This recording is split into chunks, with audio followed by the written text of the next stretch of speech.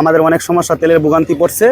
আমরা তেলের জন্য গেলে তেল বলে 50 লিটার করে দিবে, কিন্তু এই 50 লিটার তেল দিয়ে আমরা কোনোভাবে সারাদিন মেশিন চালাইতে পারতেছি না, এবং তেলের দামও বাড়তি ধরতেছে, কোনো রকমভাবে তেল পাইতেছি না আমরা। তো অনেক ক্ষতি হইতেছে, হারভেস্টারও চলতে পারতেছে না সঠিকভাবে।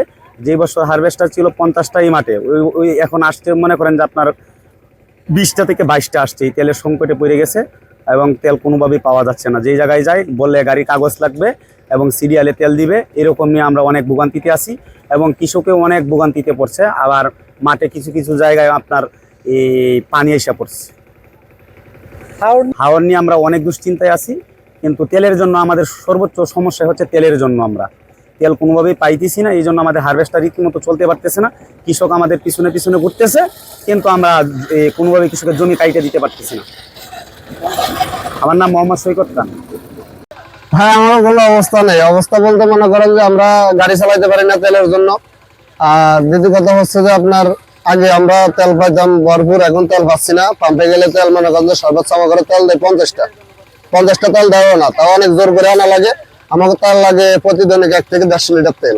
কি কিছু বুঝছেন? এখন যদি আপনার তেলের জন্য আমরা গাড়ি চালাতে পারি না, এখন কৃষকের সমস্যা, আমরা ধান কাটতে পারছি না, গাড়ি চালাইতে পারি না, এখন আমাকে করার কিছু নেই ভাই।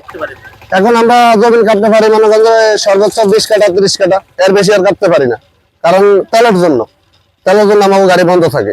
কি কিছু বুঝছেন? আর আমরা প্রতিদিন ধান কাটতে পারি আপনার 100 কাটা 120 কাটা এরকম। এখন তেলের জন্য কিছু করতে পারি না।